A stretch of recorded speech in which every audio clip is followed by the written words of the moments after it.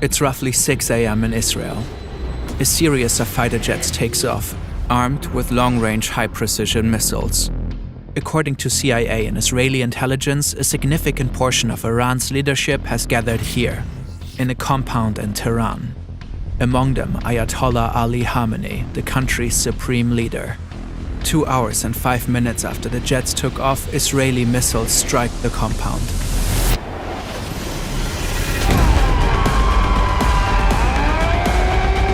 This is how the Israeli and US attacks on Iran unfolded, how the country's leader was killed, and what has happened since.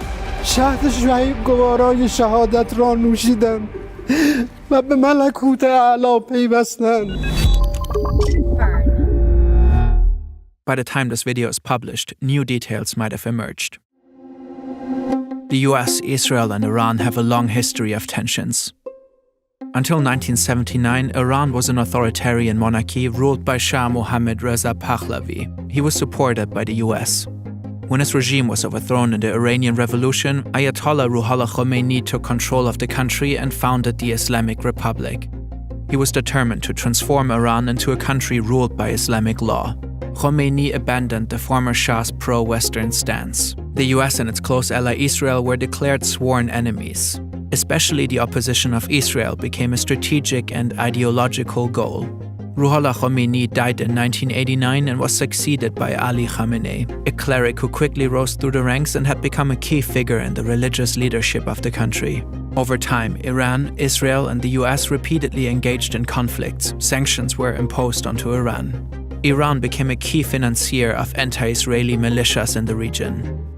In 2002, it was uncovered that Iran was enriching uranium at 2 secret locations. The enriched uranium could be used for nuclear reactors or nuclear weapons, a fear the US and its allies had had for a while already. Iran has repeatedly denied its alleged pursuit of nukes.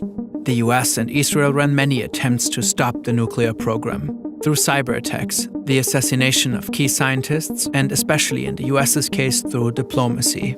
In 2015, the Obama administration and the Iranian regime agreed to a nuclear deal. This is a good day, because once again we're seeing what's possible with strong American diplomacy. Under the nuclear deal that we, our allies and partners, reached with Iran last year, Iran will not get its hands on a nuclear bomb. However, in 2018, President Trump pulled out of the deal. The fact is, this was a horrible one-sided deal that should have never, ever been made. Ever since, relations have tensed up. In 2025, in the midst of new negotiations, Israel and the US launched a series of airstrikes on Iran using bunker buster bombs. 3 Iranian nuclear sites were heavily damaged. In the same year, Iran plummeted further into an economic crisis. The currency crashed, food prices soared, people grew frustrated. By the end of 2025, mass demonstrations erupted across the country. Peaceful protesters and rioters called for the end of the Islamic Republic. Trump called for an uprising of the Iranian people against their government, saying help is on its way. But the regime brutally cracked down on the protests. It shut down the internet across the country. For days, little to no news made it out. In the end, thousands of people were killed. 50,000 reportedly got arrested. The US began to build up troops in the region, with Trump repeatedly threatening Iran. On Thursday, February 26, there was a last-ditch diplomatic effort between the 2 countries in Geneva. To no avail. Saturday, February 28, around 9:40 a.m. in Tehran, Iran's capital. This government compound is not far from Hua Square. It reportedly houses offices of the Iranian presidency, Iran's National Security Council, and the supreme leader. Since 2025, the US has apparently gained specific insights how Ayatollah Khamenei and the Islamic Revolutionary Guard Corps communicate and move while under pressure. Reportedly, the CIA has tracked Khamenei for months. They've mapped his whereabouts and studied his patterns. They're confident he's here today, and they learned of a meeting of top Iranian officials on site. The US and Israel originally intended to strike at night under the cover of darkness. But they reportedly moved their time of attack.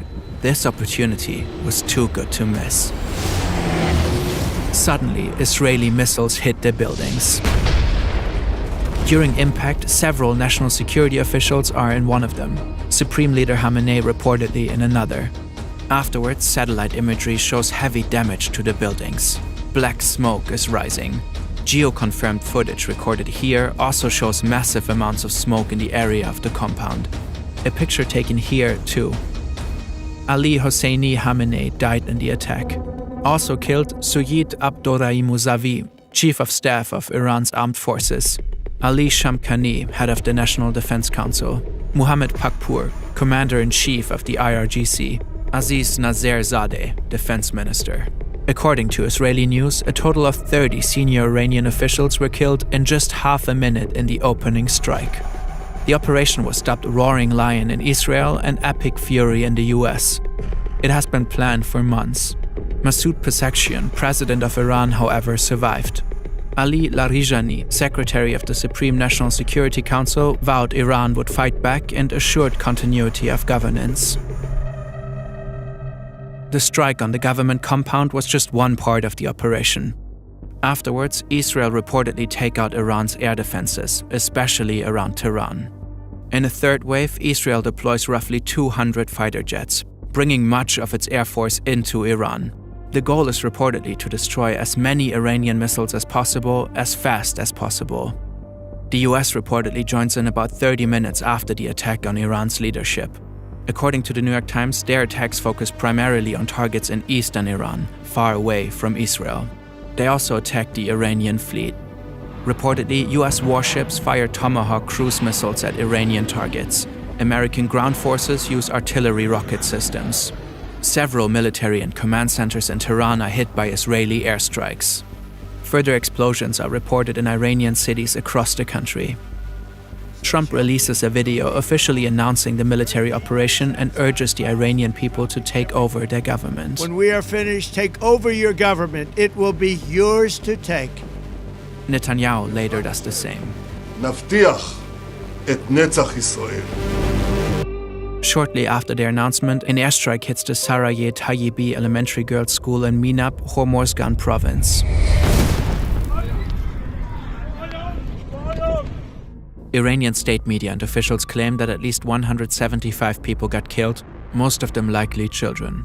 These numbers have not yet been confirmed independently. According to the New York Times, the school is adjacent to an Iranian naval base. US Central Command announced an investigation into the strike. Iran launches Operation True Promise 4 and the retaliatory strikes begin. Countless missiles are fired at dozens of sites across the Middle East. More than 200 missiles are launched at Israel alone. In solidarity with Iran, the Houthis in Yemen announced that they will resume attacking shipping lanes in the Red Sea. This effectively ends a 3.5-month pause following the 2025 Gaza ceasefire. The US-led coalition reportedly intercepts several drones and missiles heading towards Erbil in the Kurdistan region of Iraq with no casualties. Multiple news outlets later report explosions near Erbil International Airport where US soldiers are stationed. That afternoon, Dubai International Airport is hit with an Iranian drone, striking Terminal 3 and effectively closing UAE airspace. Several luxury hotels like the Burj Al Arab and Fairmont de Palm are set on fire. It's unclear whether this was the result of a direct attack or if the fires were caused by debris from intercepted missiles. But the UAE isn't the only country targeted by Iran. In Bahrain, missile and drone attacks hit the US Navy 5th Fleet headquarters. Footage shows what appears to be an Iranian Shahed drone striking a tower block roughly 20 minutes from the facility. In Qatar, the Ministry of Interior reports 66 ballistic missiles were fired at the country. The debris reportedly injured at least 8 people. In Saudi Arabia, the Prince Sultan Air Base is targeted by ballistic missiles, which are reportedly successfully intercepted. In Jordan, the military reports that it has intercepted and downed 49 drones and ballistic missiles, likely headed for the major US military bases across the country. In Kuwait, Iranian drones strike 2 passenger terminals of the Kuwait International Airport. In Syria, debris from an Iranian missile kills at least 4 civilians while injuring several others. Both Qatar and Saudi Arabia announced that they reserve the right to respond. The Arab League condemns Iran's attacks. Following the blanket strikes by Iran, NATO senior command said its missile defense systems in Europe and its early warning radar in Turkey are on alert. Some experts warn that Iran may activate sleeper cells in Europe and North America. There are many more events and details we can't cover in this video, as attacks continue back and forth. So let's zoom out a bit. The US's involvement in the attacks is controversial. On Truth Social, Trump said this: Our objective is to defend the American people by eliminating imminent threats from the Iranian regime. Its menacing activities directly endanger the United States, our troops, our bases overseas, and our allies throughout the world. It's an argument for a war of necessity. An attack was looming across the sea, so the US had to strike preemptively. But it's unclear how Iran's activities directly endangered the United States. Iran was apparently years away from obtaining a nuclear weapon, according to the US's own intelligence. The country's ballistic missile arsenal is estimated to reach no more than 3,000 kilometers, a threat to neighboring countries, but not to the US. Iran might have been attacked because it was in a uniquely weak position, as a type of preventive measure. This might make this a war of choice, not one of necessity. These preventive wars are often condemned internationally, not only because they're optional, because if every nation went out to strike adversaries who they thought were temporarily weak, we would live in a world of constant war. According to international law, a war of choice would be illegal. There are also discussions whether the attack was in violation of the US Constitution. Trump started the war without congressional approval. Across the US and parts of the world, protests erupted, partly against the Iranian regime, partly against American involvement in the war. Oil prices have risen sharply. Experts warn of an impending global energy crisis because of the closure of the Strait of Hormuz. In Iran, people celebrate the death of Ayatollah Khameneis. Others are grieving. At this point, it remains unclear who will succeed him. For now, the regime formed a provisional government. It seems set on revenge and continues to strike Israeli and US bases. The exact number of deaths is hard to determine at this point. According to the US military, so far 3 American soldiers have been killed, with 5 seriously injured. According to Al Jazeera, 10 people have been killed in Israel, 3 in the UAE, 1 in Bahrain, 1 in Kuwait, 13 in Lebanon, and 2 in Iraq. The Iranian Red Crescent has reported that since the attacks, at least 555 people have been killed, with hundreds injured. According to the Times of Israel, these numbers do not differentiate between military and civilians. The situation is likely to escalate further in the upcoming days. Timely reporting like this is incredibly resource-intensive. It's only possible thanks to today's sponsor, Hansen Shaving. We're grateful they're supporting our work.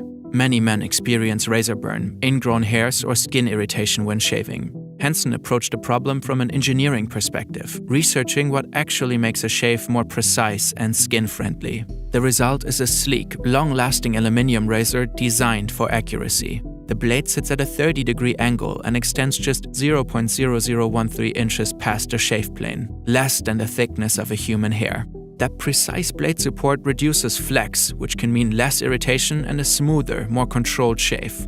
We are genuinely big fans. To support the channel and get started, visit hensonshaving.com/FernTV and use code FernTV at checkout to get a free pack of 100 blades with the purchase of a razor.